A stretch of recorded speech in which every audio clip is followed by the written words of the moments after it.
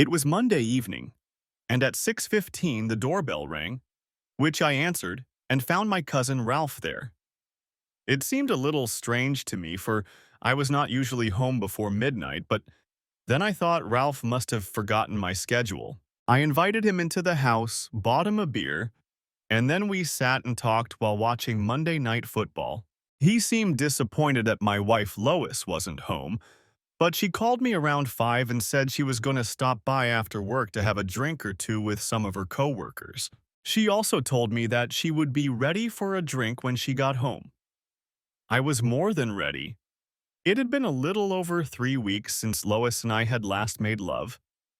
Lois seemed to be going through some sort of moody period. All she did was say, "I'm too tired," or "I have a headache," or "I had a bad day at work and my legs and back hurt." After a while, Ralph said he had to go, and I walked him to the door and said goodbye. When I looked at the clock, I saw that it was still only 8 o'clock. So I grabbed another beer and sat down in front of the TV again. Later that evening, I woke up in my chair. The beer had relaxed me enough that I dozed off, which I don't usually do. I got up and noticed that the Yukon was parked in the driveway, so Lois must have gotten home, and wondered why she hadn't picked me up so we could get into bed and get down to business, as they say. So finally we got somewhere, and she didn't say no. The next day, as I drove home, I wondered why she was so often looking for a reason to say no. No man wants to think he's not good enough for his woman, but that's what I was thinking. After we started doing this for a few weeks, Lois asked me if I thought she was too loose. I had no idea what prompted the question, and I thought it was odd that she asked it. But I wasn't stupid, so I lied and said, "Of course not. I guess I'm just a little small for you." "You're not small at all, babe. You're just perfect for me." She was lying, and I knew it. From a guy's point of view, it was wrong. Be honest and admit she's a little small for you. Or brush it off and say she's bigger than any you could have, but don't be obvious by trying to spare his feelings. I was in love with Lois, and when I finally proposed, size was obviously not an issue for her, and she accepted. Even though she married me, the thought that maybe it could work out never left me. Anyway, back to my attempts to wake up a sleeping Lois to try and get some love. "Oh, it's you." My disappointment at finding her in bed asleep after promising her instantly turned to rage. I'd had enough of her nonsense. "You, who do you think you are, you miserable bitch? Why the hell are you spouting this 'oh, it's just you' nonsense? Who the hell have you been having fun with behind my back?" I got off the bed, grabbed my shorts off the floor and went downstairs. Grabbing a beer, I walked out onto the patio and sat down to cool down a bit and think about what had just happened. It was like she wanted to do it, but as soon as she realized it was me, she declined. The tone of her voice when she said what she said was, "Shit, that asshole again." As I sat there looking up at the moon and stars, I wondered for the first time in our married life if she was really spending her evenings with girls. Now I strongly doubted it. Heck, was all the things she did when she was away from me really what she was talking about? My next thought was, where the hell am I going to scrape together enough money to hire a detective to find out what this bitch was doing in her spare time? And something else occurred to me. The bitch knew what I was thinking, judging by the way I'd yelled at her. And she didn't care enough about what I was thinking to drag herself downstairs, make excuses, and try to make amends. It was almost like, well, now he knows. Screw it. I didn't feel like going back upstairs, and I was already awake, so I decided to go back into the house and watch TV. I had a cassette tape of last week's NCIS episode, so I went through the tapes until I found it. It was the only blank tape in the stack, and then put it in the VCR. The video explained everything. I paused it and quietly went upstairs to see if Lois was in bed, and when I peeked in, she was already snoring softly. I went back downstairs and resumed playing the tape. I watched as my wife and my cousin Ralph entered the bedroom. I guessed from the angle of the camera that it was mounted on the top shelf in the closet. I could see almost the entire room, and it was obvious to me that the two of them had done this before. How could she do this to me, I thought? And how many times, and with how many men? It hurt. Standing in front of me was a man I didn't seem to know very well. What have I done to deserve this? Oh, God, I heard from behind me and turned round to see Lois standing there. Oh my God, oh my God, oh my God, oh my God, oh my God, oh my God, oh my God, oh my God, she yelled, hurriedly walking over to the phone and quickly dialing a number while humming. Answer it, goddammit, answer it. Answer the damn phone. Then, damn it, Ralph, Dave knows. He got that stupid recording you just had to make. I don't know how. You should have taken the damn thing with you when you left. You couldn't have taken it. Dave is sitting here watching it right now. I guess I knew where my NCIS tape lay. I stood up and walked over to Lois. She flinched and recoiled from me. I actually just snatched the phone out of her hands. Why don't you come over here and get the tape, Ralph? Just don't forget to wear your bulletproof vest when you get here. It would be very wise of you never to go near where I might be from now on. Keep in mind that I intend to attend all family events from now on, hoping and praying that you will be there as well. I won't waste any time looking for you, but rest assured, someday I will come across you. And when that day comes, it'll be the worst day of your worthless life. I slammed the phone down, looked at Lois and said, Thanks to you and my asshole. Cousin, I don't have to spend money on a private investigator. The two of you handed me all the evidence I needed. I went back to the VCR, pulled out the tape and kissed it, then turned on the TV. In a trembling voice, Lois asked, What are you going to do? What the hell do you think I'm gonna do? I'm gonna divorce your nasty ass? But I don't want a divorce. I laughed. Why the hell not? From what I've just observed, it's obvious you don't care about me. Pack your things and get out of here before I lose my temper and do to you what I think you so deserve. She almost ran out of the room, and as soon as she was gone, I grabbed the clean tape and put it on the TV and took the ruined one into the kitchen and hid it. After making coffee, I sat down at the kitchen table and started making a list of things I needed to do in the morning. We didn't live in a state that had a no-fault rule, but I knew that courts usually assumed a 50-50 ratio when dividing property, unless adultery or a felony was the cause. The adultery came as a surprise to me since I had the tape.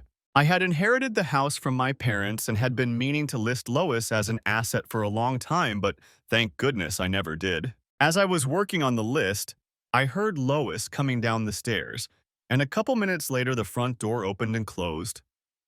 I wondered where she could have gone at 2 in the morning, but then I didn't care. I only wondered how one could go from love to hate in a matter of seconds or minutes. I looked over the list, and thanks to the internet, something could be done right now. I got up and headed to my room, and as I walked through the living room, I noticed that the blank tape I had put on the TV was gone, and I smiled. I just hoped she thought she had the damn tape and hadn't watched it to make sure. If things worked out the way I expected and hoped they would, I could break things off with her over her ass. Once in my room, I sat down at my computer and did some online banking. I transferred all but $10 from our joint account to a savings account that was in my name only. I had that account when I married Lois, and she had her own when we got married, and we never got around to combining them. Then I got into the credit card business. I was paying bills online, so I logged in and canceled the joint accounts. American Express and Visa were in my name only, so I left them alone. In the morning, I called and checked to see if the accounts were closed. Satisfied that I had done everything I could to keep myself safe, I went to bed and, strangely enough, fell soundly asleep. The alarm clock woke me at 7, and by 7:45 I was dressed and out of the house. After having breakfast at Tricocci's, I went to the bank to be there at 9 when the doors opened. From the restaurant, I called work and told the receptionist I'd be late, and she said my wife had called me and told me to call her. Not much chance of that, I thought as I hung up. When the bank opened, I rented a safe in my name only and then moved everything from the safe Lois had access to the new one. Finished with that, I headed to the office where Myra, my secretary, handed me a handful of message sheets and told me that Lois was still trying to contact me. I told Myra that Lois and I were going through a divorce and I should not accept any messages from her. Myra then told me that Alan wanted to see me as soon as I got to work. I went to my boss's office and Shirley, his personal assistant, told me to go straight there. "You picked a bad time to be late," he told me as I walked through the door. "I need you on the next flight to Atlanta. Morgan's company is refusing to sign a new contract, and I need you to go there and straighten things out." I told him it wasn't a good time to leave and explained why. "I need to get a restraining order to keep Lois away from me and the house, as well as change the locks. If I don't, she might steal the house while I'm gone.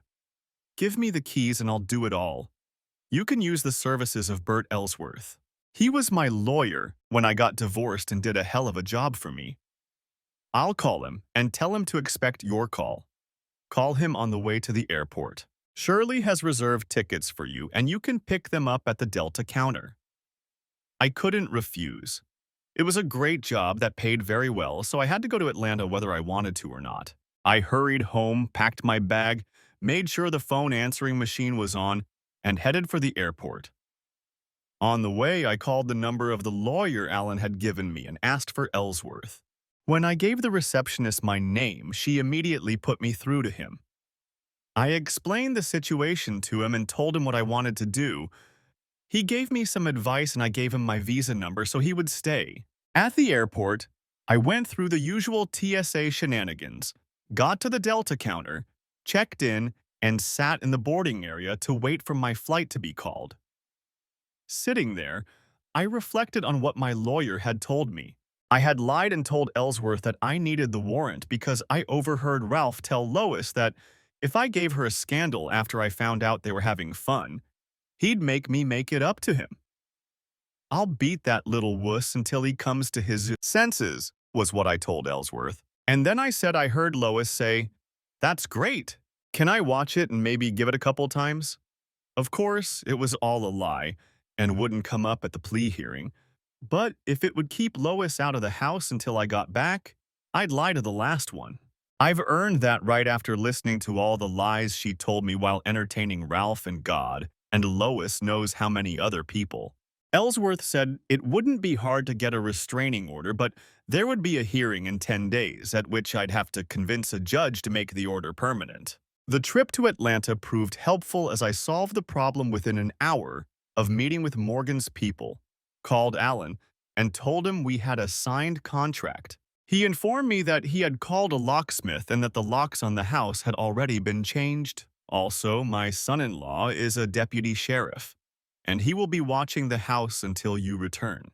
While I was in Atlanta, I paid a courtesy visit to 2 other customers before boarding flight 720 home. While waiting for my flight to be called, I remembered that I had turned off my cell phone during the courtesy visit and didn't turn it back on. When I turned it back on, I discovered I had 6 missed messages and 3 voicemails.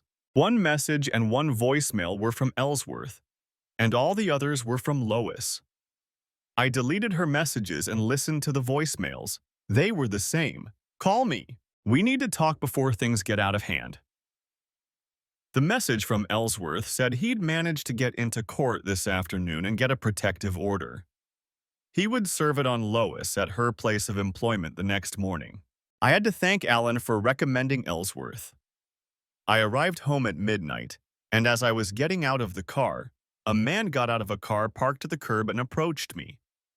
He identified himself as a sheriff's deputy and asked for identification. "You must be Alan's brother-in-law," I said as I pulled out my wallet and showed him my driver's license, then thanked him for watching the house. He handed me a ring and a pair of keys and said, "Brian asked me to tell you that all the locks in the house are locked with the same keys, so you only need 1 key to get into all the locked doors. Your wife showed up here at 4:30 and again at 9. She got very angry when I wouldn't let her in the house. She threatened to call the police if I didn't let her in. She was a little surprised when I showed her my badge and told her the cops were already here." Once inside the house, I noticed the answering machine light was blinking, but I was beat, so I turned the phone off and went to bed. In the morning, after showering, shaving, and getting dressed, I listened to the messages on the answering machine, and to my surprise, they were all from Lois, and the content was basically the same. Call me before you do anything rash. It's too late, honey, I thought to myself. Too late. When I got to work, Myra told me that Lois had called again, and Myra told her that she had been told not to contact Lois and that she wasn't even supposed to take messages from Lois. She hasn't called since. I leaned over and kissed Myra on the forehead and said, I don't know what I'd do without you. She laughed and said, I bet you say that to all the girls. I walked into Alan's office, told him about the situation with Morgan, and thanked him for solving the lock problem at my house and sending me to Ellsworth. What's next for you? He asked. Getting on with my life, trying to find a nice woman who will put up with me. You'll make it work. It'll be hard the first couple months, but then things will get better. I headed to my office and got down to business. I called Ellsworth at 9, and he told me that the papers would be filed by 10 and that he could get them to Lois before lunch if I wished. I told him to proceed.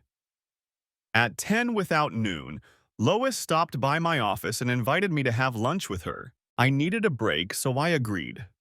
We went to Tricocci's, took the available seats, and after Mandy took our order, Myra asked, How's it going? Great. Why? My older brother and sister got divorced, and I know how hard it is when you're just starting to go through the process, and I know that if there's someone who isn't involved that you can talk to, it can make it easier. Are you applying for this job?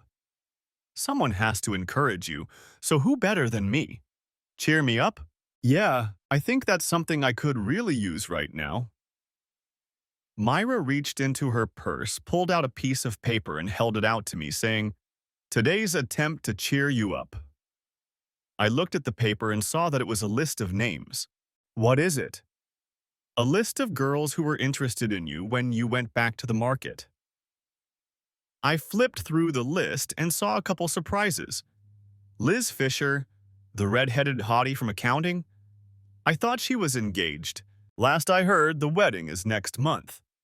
She caught him cheating and kicked him out. And you think she's interested in me? I know she is. She once said she'd snatch you up in a heartbeat if you were single.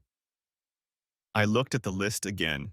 There were 7 names on the list, and besides Mary, there were 2 others that might interest me. So you know they're all interested? I've heard each of them show interest in you a couple times. I smiled and said, I noticed your name wasn't on the list. I thought about putting it on there, but under the circumstances, I decided I'd rather not. Why? Other than the obvious fact that I'm married and you know it? Of course. You've just admitted that you've been thinking about it. The answer is that you were just beginning to go through a divorce caused by your wife cheating on you. I figured that under those circumstances, dating a married woman who plays is the last thing on your mind. You gamble? I thought you and Harold had a strong relationship. We were, until I found out he was flirting with a secretary in his office. Instead of getting a divorce, I decided to live a comfortable lifestyle and return the favor. You're wrong about one thing. If I had known you were married and flirting with him, it wouldn't have stopped me. You should have put your name on the list. You'd be the perfect woman for me right now. Now I realize you're kidding. I'm far from the perfect woman. That's where you're wrong. There are 3 names on your list that I'm interested in, but you have one characteristic they don't have. And what, pray tell, is that? You're married and they're not. Now that's something you'll have to explain. Right now, an emotional connection is the last thing I need. It would be too easy to get emotionally involved with the 3 on your list that I'm interested in. On the other hand, you're already engaged, and by your own admission, you enjoy playing tit-for-tat with your husband. If I were engaged to you, there would be no emotional component. We'd just be buddies with benefits. Are you serious? Seriously? Of course I'm serious. Don't get me wrong, honey. I'm not the kind of man who runs after a married woman and tries to seduce her, but the one who let me know she was available. In a moment, my dear, in a moment. What do you say to a long lunch, then? I'm all for it. Do we have time today? Not today. I have a meeting with Hayes's men at 2 o'clock, but I have a definite schedule for tomorrow. It's a date. Was it hypocritical of me to entertain another woman, being married to Lois and considering I'd kicked her out for cheating? Absolutely not. According to Ellsworth, Lois should have gotten the papers by the time I had lunch with Myra. And once Lois got the divorce papers, we would legally part ways and I would be free to do whatever I wanted. At 2:45, my cell phone rang. I looked at the screen and saw that it was Lois, and knowing that it was probably because she had been served the papers, I decided to take the call. What do you need? No greeting, just, what do you need? I was tempted to reply, what the hell do you want, bitch? But I figured she already knew how I felt about her. Why can't I get into the house, and what the hell is going on with this divorce, and why aren't my credit cards working? And the protection order. Are you crazy? No, just crazy. Your cards don't work because when you get rid of your whore wife, you cancel her credit cards. And you can't get into the house because you don't live there anymore, and I don't want you living there. You've got to stop this nonsense, Dave. You can't seriously want to lose half of everything you have because I had a little sex on the side. That's all it was, Dave, just fun. There was no love involved.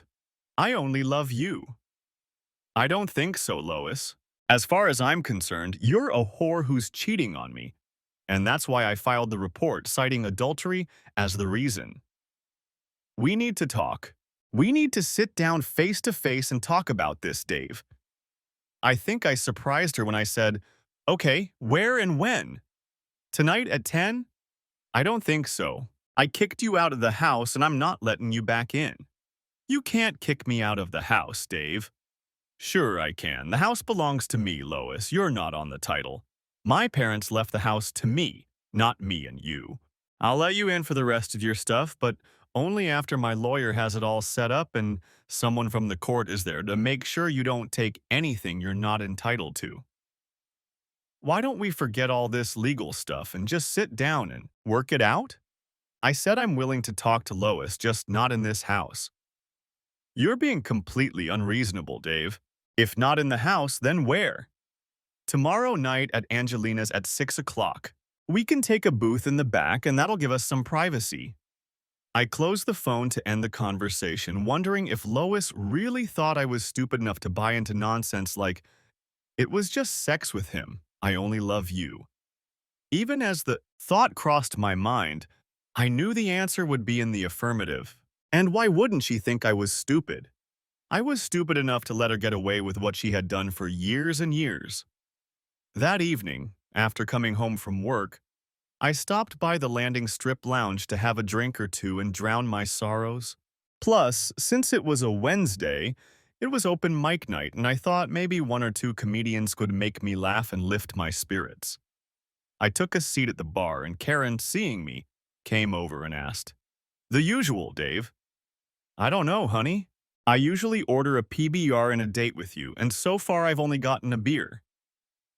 I never get tired of saying, Dave, that I have a keeper and I'm going to stick to it. I guess just PBR then. On the elevated stage, a woman tried her hand at stand-up comedy. A surveyor stopped by Will's farm in eastern Minnesota and delivered some bad news. I have discovered that your farm is not in Minnesota. It is actually in Wisconsin. Will let out a huge sigh of relief and said, "That's the best news I've gotten in a while. I was just telling my wife this morning that I don't think I could stand another winter in Minnesota." She laughed and continued. The New York City Department of Education reports that only 26% of 3rd through 8th graders passed the English exam, but on the other hand, they're too bad at math to realize how bad it is. She laughed politely at the story, but in response, she heard the following. A new pastor was visiting the homes of his parishioners. In one of the houses, someone was clearly home. but no one answered his repeated knocks.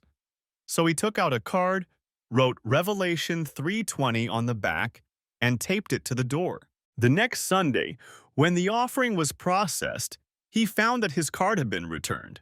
It had Genesis 3:10 written on it. Taking out his Bible, he checked the quote and burst into laughter. Revelation 3:20 begins, "Behold, I stand at the door and knock." Genesis 3:10 reads, "I heard your voice in the garden and was afraid because I was naked."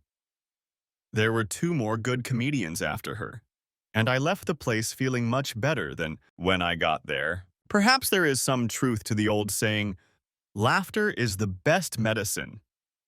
The next day at work, barely as I sat down at my desk, Myra reminded me that we had a lunch date. It was a pretty busy morning, and at 11:30 Myra and I headed out for lunch. As we drove to the Marriott, I asked her if she really wanted to have lunch first, and she laughed and said, "Entertaining on a full stomach slows me down a bit." I registered us as Mr. and Mrs. Ralph Tomlinson. It seemed quite appropriate to me to use the name of ass-loving Lois. Once in the room, we jumped on the bed and got down to business. The rest of the day passed quickly, and now it was time to head over to Angelina's to meet Lois. I got there first and took a booth in the back of the room. It was the farthest from the dance floor and therefore the quietest. I ordered my usual dish and settled in to wait for Lois. Lois showed up 5 minutes later and, as usual, looked gorgeous. Normally, seeing her like this would make me howl woodenly, but knowing what she'd done to me in my marriage killed that urge. She sat down at the table, and when the waitress came over and asked what Lois wanted to drink, Lois ordered her usual Cosmo and had an extremely annoyed expression on her face when I told the waitress, "Separate checks, please." I sipped my beer, then said, "Okay, Lois, you called this meeting, so talk." Frankly, Dave, you could be a little more polite. Considering the circumstances, Lois, you're lucky I haven't destroyed you yet. You wanted to talk, so talk, or I'll get up and leave. She sighed and said, "You're overreacting to things, Dave. We don't need to get divorced. I love you, always have, and always will. And the story with Ralph means nothing to me. Yes, I did it with him, but that's all it was, just sex. Most of the time, I don't even like him. He's never been a threat to you or our marriage. If he means nothing to you, why did you neglect my concern for him?" "I've never neglected." "Of course you have. Think back over the last 6 months. How often have you favored me? Most often, reluctantly.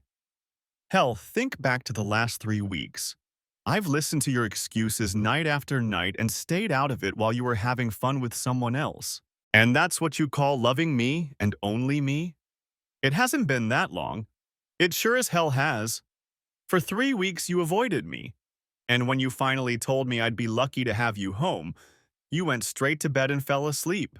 When I tried to start something, you were all for it until you realized it was me. Remember that, Lois? Remember that, oh, it's you. I'm tired. Leave me alone. Lois, that says it all. That, oh, it's just you said it all. And then that tape was the final nail in the coffin. Then why are you saying all this to Ralph? Because Ralph likes to hear it. He has some kind of need to hear that he's so much better than you. I say these things to stroke his ego. There's nothing wrong with you as a lover, Dave. You've always given me pleasure. Then why do you have fun with other men? It's not about other men, Dave. It's only about Ralph. So you don't consider it cheating on me since there's only Ralph? That's not what I said. It doesn't matter. Lois, 1 man or 100, but having fun with a man who isn't your husband is cheating, no matter how you look at it. Answer me this, Dave. Until you saw this tape, wouldn't you say we had a good marriage? Maybe good, but definitely not great. I dated Ralph before we were even married, and it had no effect on our marriage. You were having fun with my asshole cousin before we even said I do? Yes, I was. Then why the hell did you marry me in the first place? Because I love you, Dave. I don't even love Ralph enough. Then why the hell are you having fun with him? Because he gives me something you can't. Sighs, Dave. Why don't you look at it as Ralph just helping you with me? You're crazy if you think you can convince me of that. If that's all you want to talk about, then we're done. I started to get up and she said, "You'll never be able to convince Dave of adultery. You don't have any evidence to back it up." You're forgetting that I have the tape you and Ralph so kindly made for me. Are you sure? Of course I'm sure, I said and walked away from her. On my way out the door, I smiled. Apparently, she hadn't looked at the tape she'd taken from home and realized she had a blank one. I had already grabbed the car door handle when I heard the click of heels and turned to see Lois half walking, half running in her high heels. I was amazed that she could move so fast in them. She hurried toward me and said, "I need to get into the house, Dave. I need my clothes and things." Having said that, I realized I was being an asshole, but I genuinely felt entitled when I said, "Have your lawyer call my lawyer to straighten things out," I said as I got in the car. I rolled down the window, saying, "Bye, Lois," and pulled away when she exclaimed, "Wait, Dave, wait a minute." I could have let her follow me home and get my stuff. It wouldn't have hurt me, but I'm afraid at that moment I thought, screw that bitch. If she didn't already have a lawyer, it would take her a day or two to find one, and since it was Thursday, I was willing to bet that the quickest she would find one would be Monday, and then it would take another day to arrange to get her to the house. By then, all of her things would be stowed in garbage bags, and I wouldn't have to exercise reasonable care in doing so. If I'm lucky, she'll have to take all her stuff to the dry cleaners or laundromat before she can use it. Was I a little bitter about Lois? No, my relationship with Lois was all sunshine and roses. I got a good night's sleep that night. I had another long lunch with Myra on Friday. And at the end of a rather busy period, Myra asked me if I had plans for the weekend. When I replied that I didn't, she asked, "Wouldn't you like to spend the weekend with me?" "I'd love to, but how would you hide it from your hubby? He's going fishing this weekend. He packed the car this morning and will be leaving right from work. I'm at your disposal from now until noon Sunday, if you need me." Silly girl, let's see. Dinner and dancing tonight. Go home and play. Wake up Saturday morning and play most of the day. Dinner and dancing Saturday night and then go home and play. Wake up Sunday and play until noon, and then go to brunch. Sound about right? Everything except dancing. I suggest we play more and dance less. That won't work. Yours never gets tired, and mine needs a rest sometimes. Okay, then, we'll stick to your plan. We went back to work, and as we left, I told her I'd pick her up at 7. Pack for the weekend, I told her, because I'm not going to have you back until Sunday. When I got home, I found that Lois had decided not to waste any time looking for a lawyer. When I went up to that bedroom to change, I saw that part of Lois's dressing room was empty. I looked around and saw that most of her things were gone. I went on a search to find out how they had gotten there. It didn't take long to find them. One of the windows in the family room facing the patio was broken. There was nothing I could do about it. Calling the police would have been a waste of time since I couldn't prove Lois had done it. I did, however, get a little satisfaction. There was some blood on the shards of glass. Lois must have cut herself climbing inside. I flipped through the yellow pages, found a glass company, called them, and made an appointment for the next day. Then I decided to leave the mess until morning, and decision made, I went upstairs, showered, and dressed for my date with Myra. We had dinner and then went dancing and drinking. We went to bed at 11 but didn't fall asleep until 3. And believe me, I was tired as hell when Myra was done with me. I set my watch for 9, since the glass company said it would be between 10 and 12. I didn't have to worry about the clock because Myra most miraculously woke me up at 7:20. While waiting for the glazier, I cleaned up the broken glass and was just finishing when the glazier came in at 10:10. He finished at 10:40, and by 11, Myra and I were at Tricocci's for brunch. After Jared took our order, I asked Myra what she wanted to do after lunch. Hang out, love, cuddle. I can do that. And that's exactly what we did. Our spirits were elevated, and by 5 o'clock we decided that we would call for pizza and just continue doing what we had been doing most of the day. We decided not to play on a full stomach, so we settled on the couch and watched TV for an hour or two, and then in the middle of the program the TV viewing broke off. Sunday morning came the realization that I would have to return her to her husband. Along with that realization came a thought. And over pancakes at the village inn, I asked, "How much time do I have?" "What do you mean? How soon are you going to leave me? What makes you think I'm going to leave you?" "From the way you've been. Telling me you flirt with your husband, I was under the impression you were just doing it here and there rather than being in a long-term relationship with someone." "Maybe, but it was never my choice. Usually the guy I dated ended up getting a little possessive and wanted me to leave Harold for him. The problem was that they weren't in Harold's class. None of them could keep me in the lifestyle I enjoyed as Harold's wife. I just couldn't imagine leaving a nice house in a nice neighborhood to live in a one-bedroom apartment and spend my time wondering if we could pay this month's bills. Besides, most of them weren't any better in bed than Harold, and besides, they were dirty. At least that's how I looked at it. They had to be dirty if they molested a married woman, and I always wore my rings. I don't understand the logic. You went out on the street to be molested and you knew they knew you were married when you went out with them. True, but I wasn't looking to replace Harold, I just wanted to get even. Just because I held on to them, if they were any decent in bed, didn't mean I cared that much about them. Admit it, if they started pursuing me knowing I was married, do you think I could ever trust them if I made the relationship permanent? So I'm just another dirtbag? Don't be silly. Of course you're not. I've been working for you for over 5 years now, and in all that time you've never once flirted with me. Think about what brought us here, love.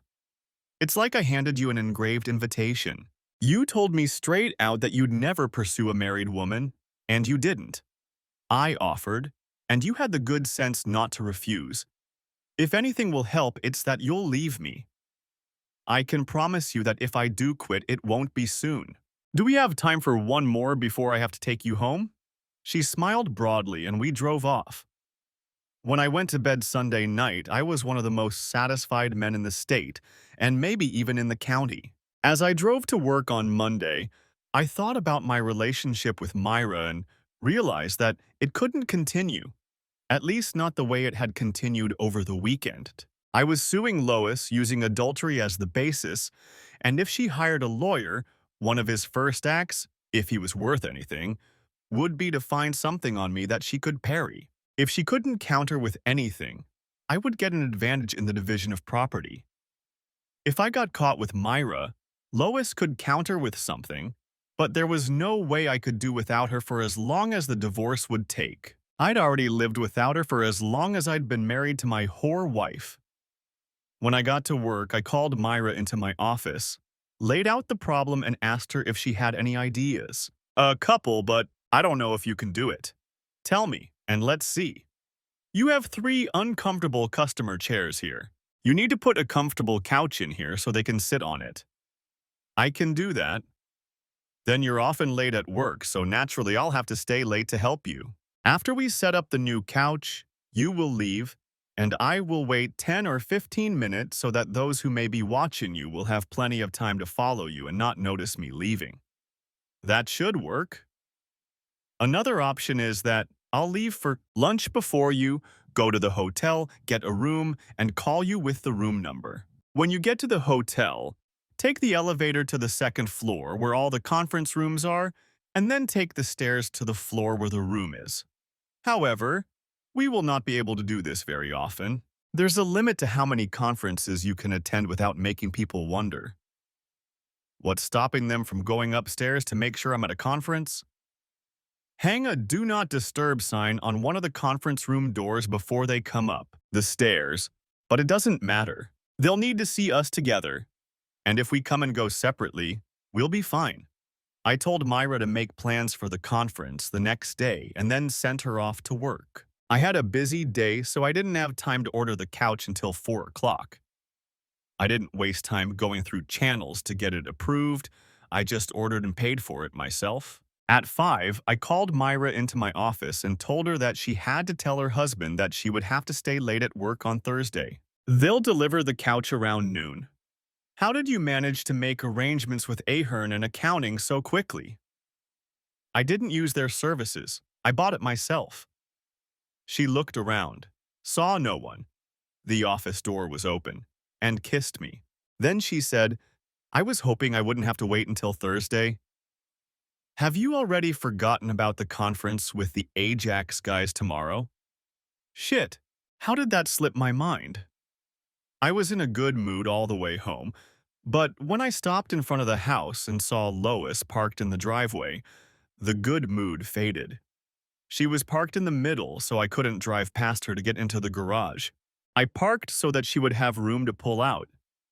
When I got out of my car, she got out of hers, then came over to me and said, We need to talk, Dave. Things are getting out of hand. I ignored her and walked past her to her car. Opening the door, I climbed in and grabbed her purse that she had left on the seat. I turned it upside down and dumped the contents on the seat.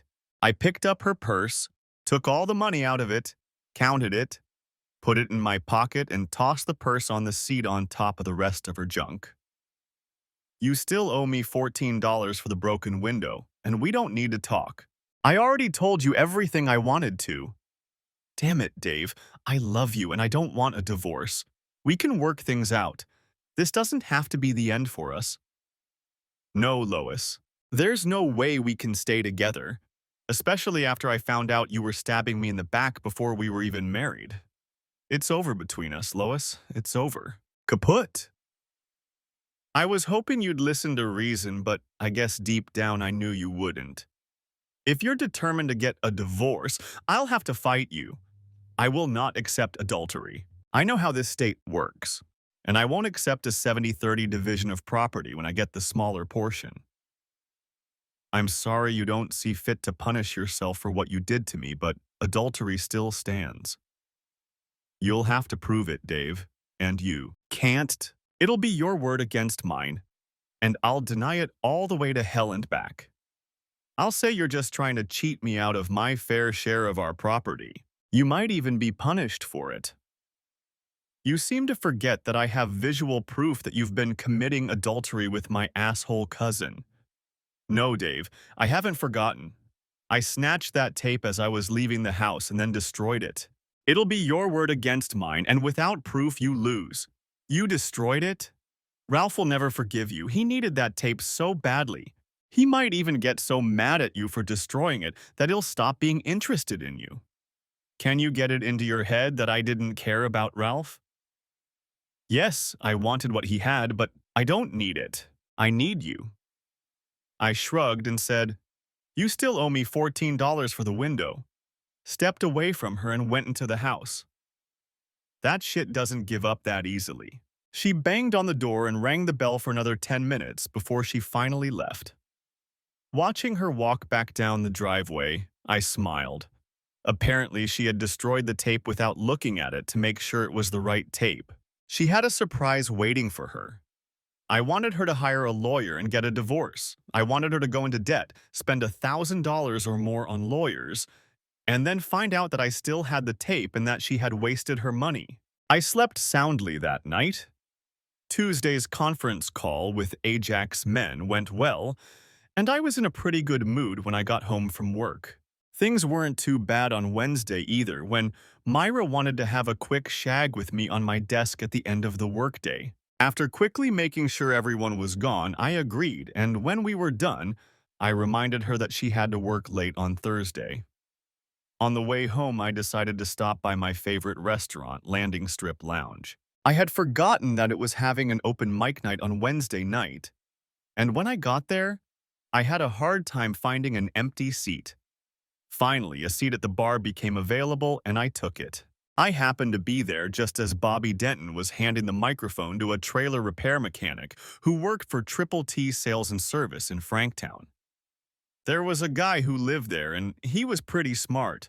He had degrees in electrical engineering and mechanical engineering, and one day as he was driving home, He heard a commercial on the radio that he realized was an outright lie.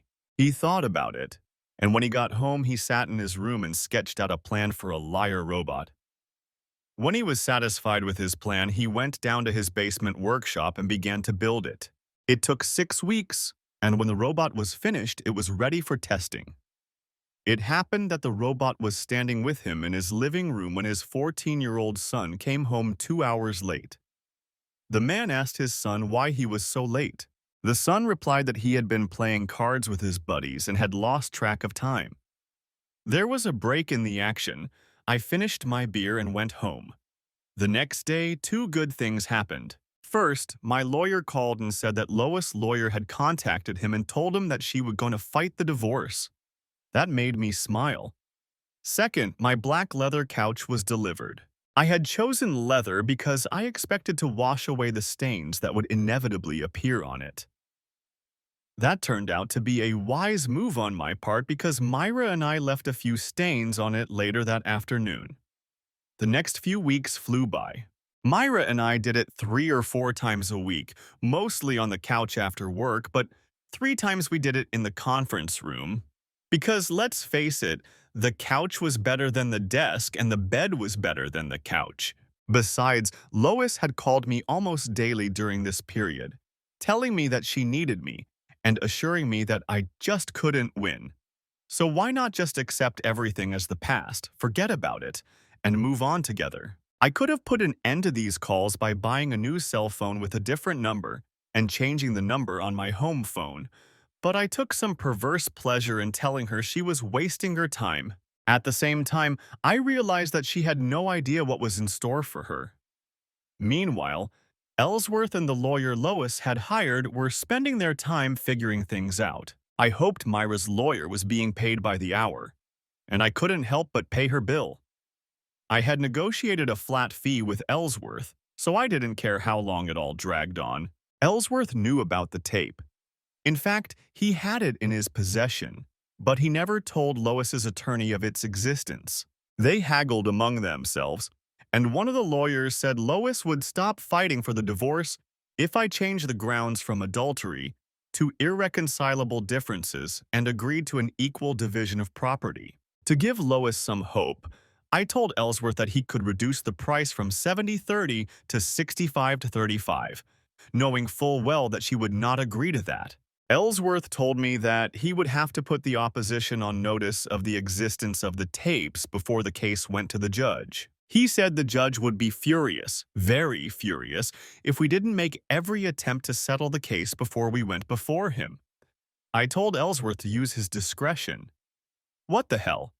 I mean, that's what I was paying him for, right? Lois had really put someone up to this, or at least I was sure she had. I suddenly saw a guy next to me that I'd never seen before. I'd never noticed him looking at me, but he seemed to be around wherever I was. Maybe it was my paranoia, but then again, maybe not. Another week passed and I got a call from Ellsworth. Lois and her lawyer wanted to meet. I told him to make an appointment and let me know the time. He called me back and said Friday at 10 in the morning. I was there at 9:30 and discussed everything with Bert.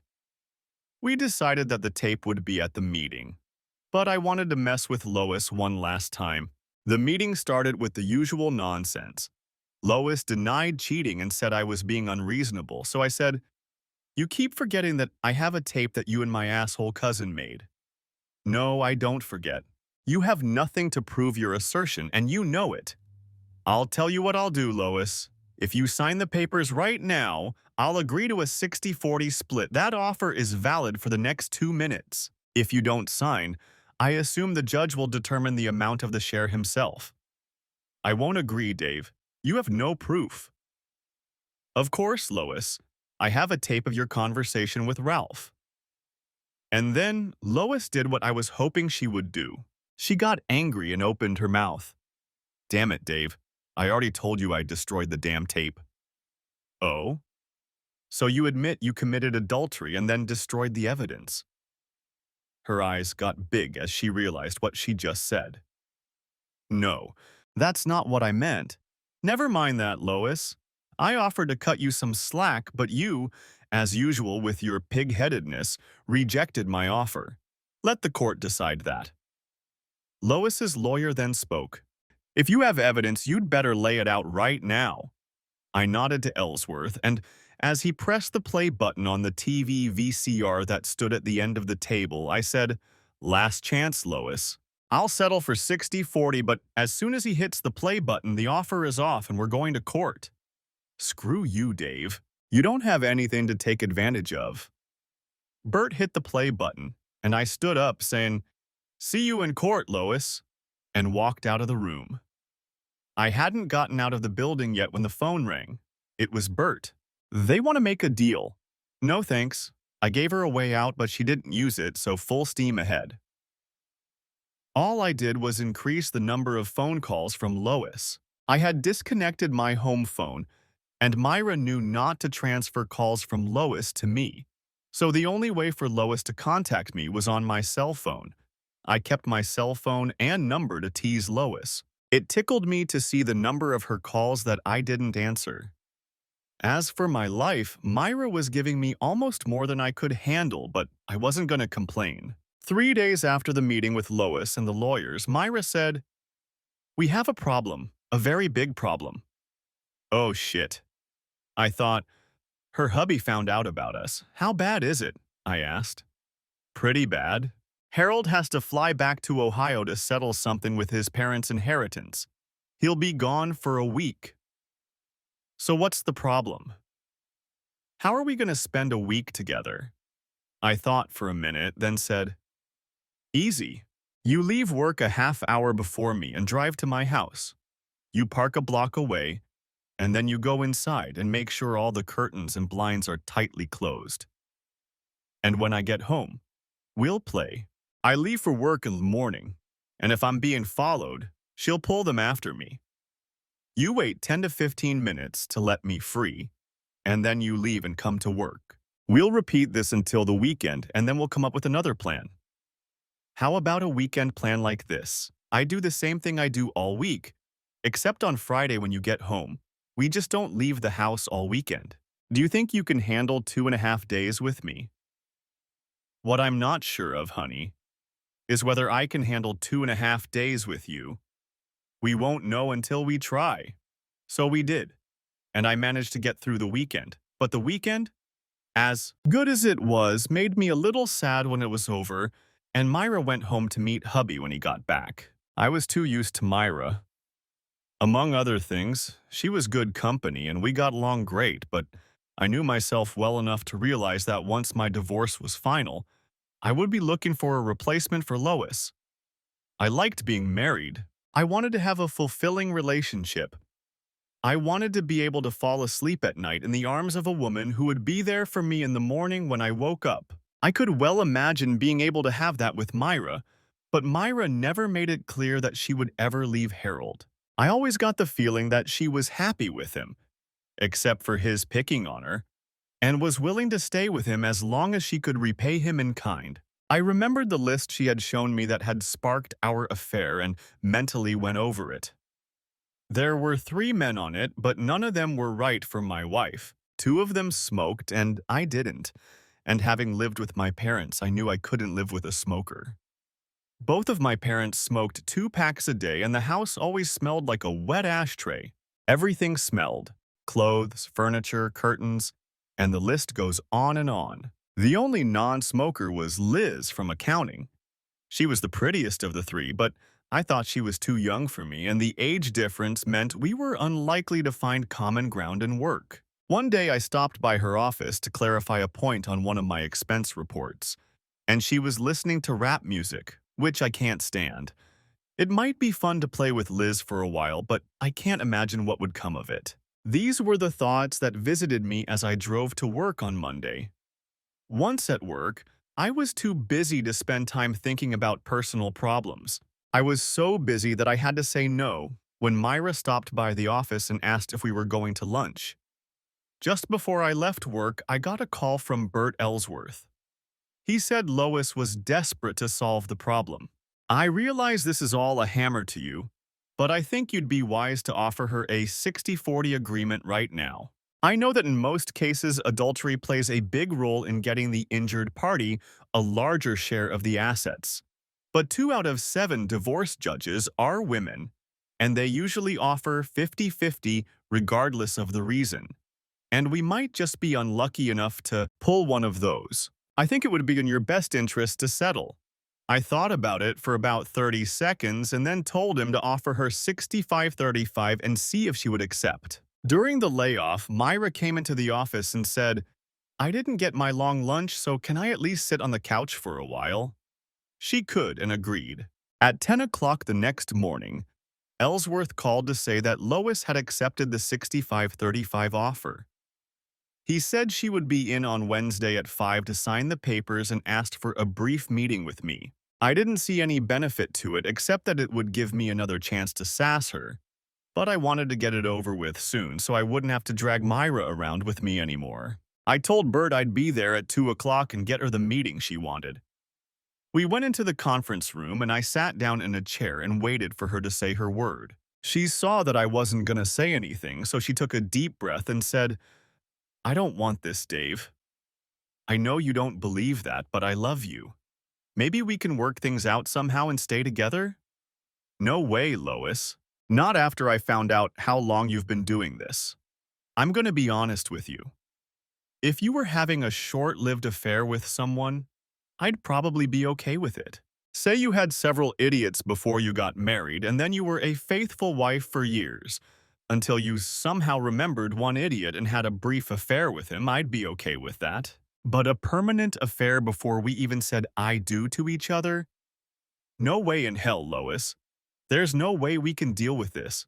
The guy you say you barely like, you give him love, and the man you profess to love can go 3 weeks to 2 months without love? It doesn't help, Lois, it just doesn't. That's it? That's all you have to say.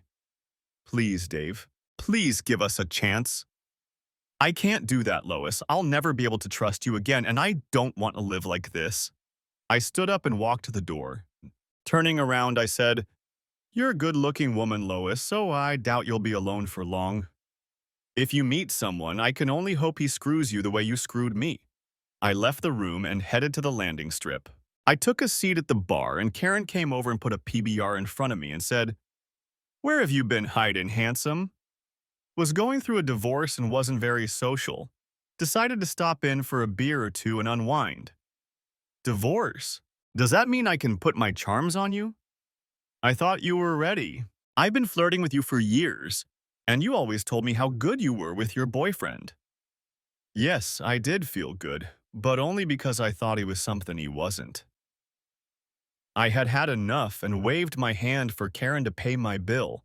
She took my money, and when she came back with the change, she smiled at me and said, "When the divorce is finalized, don't forget about me, okay?"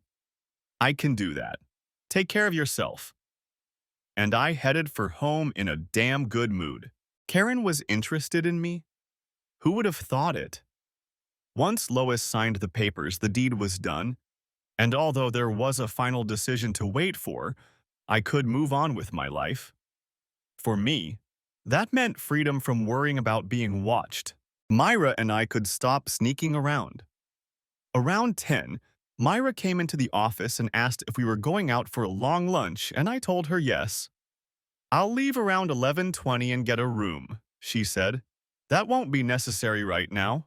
Lois signed the papers yesterday, so we don't need to try to avoid something that might not have happened." We left for the Marriott at 11:30. When the door to room 403 closed behind us, we threw ourselves on the bed. While we were getting dressed, Myra asked, "What now?" "What do you mean?" "I mean, now you're free?" That caught me off guard, but it didn't take long for the question to be answered. "As long as you need me, sweetheart, I'll be around, but eventually I'll want to find a wife. I liked being married." "What would you look for in a wife?" "She should be pretty enough, love me, be strong enough to put up with me, and be a pretty good cook." "I can cook." I stared at her for a second or two until it hit me what she was really saying, and then I said, "If you are suitable for the position, I will move your application to the top of the list. However, there is one small stipulation. I will not participate in bigamy. She looked at me with a confused expression on her face, and then it hit her. She smiled widely and said, "Don't worry, honey, he doesn't know it yet, but Harold is past it." At that moment, a thought struck me, and Myra, noticing the change in my facial expression, asked, "What's the matter, babe? What's wrong?" We just came to the point where we don't have to hide things from Lois, but now we have to hide things from Harold while you go through divorce proceedings? I could be wrong, but I don't think that will be necessary. I will give him a choice between adultery and irreconcilable differences. I have enough evidence to prove adultery, and if I go down that road and say I'll let the world know, he'll probably quickly agree to irreconcilable differences. Harold is climbing the ladder at his workplace and dreams of a vice presidential position. The CEO is a fanatical Christian, as are several board members. I don't think Harold would have much of a chance if I blabbed about his cheating. I might have to live in a motel for a week or two, but we know how to handle that, don't we? Myra's plan worked as she had intended, and she wasted no time putting it into action. She called Ellsworth, on my recommendation, and set up a meeting for Friday. She asked Bert to draw up two sets of documents, one for adultery and one for irreconcilable differences. At 11:45 on Saturday, just before the bank closed, she took half of the checking account, all her savings, and four of the six CDs from the safe. She returned home, packed her things Harold had left to gamble for gold, carried them to her car, and moved into her motel room by 3 o'clock. She came home, made dinner, opened a bottle of wine, and while she and Harold ate dinner, informed him that she knew about his affairs, had PI reports on three of them, that she had had enough and was going to divorce him. She told him what she had done with the money and that she was going to bequeath her share of the house to him. She thought this was more than fair, as her share of the house was more than she had borrowed from the bank. She gave him the divorce papers, told him what his options were, and told him he had until 10 o'clock Monday morning to let her know which path he wanted to take, and then got up and left the house smiling because she had left Harold the dirty dishes. She was not surprised when Harold called her cell phone and told her he would prefer to go down the path of irreconcilable differences. On Wednesday, they met in Bert's office and Harold signed on the dotted line. Myra decided to stay at the motel for the weekend to give time for the dust to settle, and then I moved her in with me, and we were going to live together until our divorces were final, and then get married. Once that happened, we'd have another problem. Myra was damn good at her job and didn't want to give it up. The problem was that the company we worked for had a rule that family members were not allowed to work together. We could both continue to work for the company, but one of us would have to transfer. The problem was that the closest company facility we could transfer to was 90 miles away, and that didn't suit us. So we decided to lie. We just didn't tell the company that we were married. Myra didn't change her last name and kept her health insurance. We did this until we would get caught, if we did, at which point Myra would quit and find another job, if she wanted to. She didn't really need to work, as I was very well compensated for what I did. She checked out of the motel on Sunday and was already living with me at 3 in the afternoon. And the next 2 months went by quickly, with no problems, and I started to relax and let my guard down. Big mistake. Lois called once or twice a week, and I usually answered the phone, primarily for the satisfaction of blowing her off. I should have known she wouldn't stop bugging me. It was Wednesday night, and Myra and I were at the landing strip enjoying a toddy or three. We went in there from time to time, and not always on a Wednesday, because it's always been my favorite establishment, but the main reason we were there that night was because one of the girls from accounting was going to perform and try out. We were there to cheer her on and give her moral support. Shelley was fine, but our opinion, mine and Myra's, was that she should stick to her job and not try to go into show business. She started by saying, "A man was sitting reading the daily paper when his wife came over and hit him over the head with a frying pan." "What was that for?" the man asked. The wife replied, For the piece of paper I found in your pants pocket with Jenny's name on it. The husband said, when I was at the races last week, Jenny was the name of the horse I bet on. The wife apologized and continued her housework. 3 days later, the man was watching television and the wife came over and hit him over the head with an even larger frying pan, causing him to pass out. When the man regained consciousness, he asked his wife why she had hit him again. Your horse was calling, the wife replied. After polite laughter from the assembled crowd, she continued. The old man and the woman had been married for many, many years, though they hated each other. When they quarreled, the shouting could be heard until deep into the night. The old man would shout, when I die, I will dig my way out of my grave and come back to haunt you for the rest of my days. The neighbors were afraid of him. They thought he was practicing black magic because many strange things were happening in the neighborhood. The old man liked to be feared. To everyone's relief, the old man died of a heart attack at the age of 85. His wife's funeral was held in a closed casket, and after the burial, she went to a local bar and started partying like there was no tomorrow. Neighbors, concerned for her safety, asked, aren't you afraid he might actually dig himself out of the grave and come back to haunt you? The wife set down her glass and laughed. Let him dig himself out. I've buried that old fart upside down and I know him well enough to know he won't stop and ask for directions. Like I said, that's all well and good, but she needed to keep her job. Bobby Denton was just introducing the next pitcher when I felt something wet splashed on me and heard, get your goddamn hands off my man, you goddamn whore. I turned around and saw Lois come up behind us and pour the drink over Myra's head. Before I could get up and do anything, Myra spewed her drink in Lois's face. Lois fell to the floor and I grabbed Myra and dragged her out the door. I had some rags in my trunk and I got them out and was already wiping myself and Myra dry when Lois came out of the door. She was wobbly on her feet after hitting herself in the nose with a beer bottle. Helped by none other than my asshole cousin Ralph, I dropped the rag from my hands, yelled, you rotten son of a bitch, and lunged at him. He let go of Lois, who fell to the ground, and then took off running. I chased him for 3 blocks, but then gave up and went back to the strip parking lot. When I got there, Myra had Lois pinned against the fender of the car, and when I walked over to them, I saw that Lois was crying and Myra was screaming in her face. Get it into your stupid head, you stupid cow. I didn't steal it from you. You threw him away and I was lucky enough to catch him. As I approached them, Myra backed away from Lois and said, let's get out of here. Get in the car. I need to go inside and straighten things out with Joe. Joe Lambert, who was the owner. I went inside, found Joe, and asked if there was any damage I needed to take care of.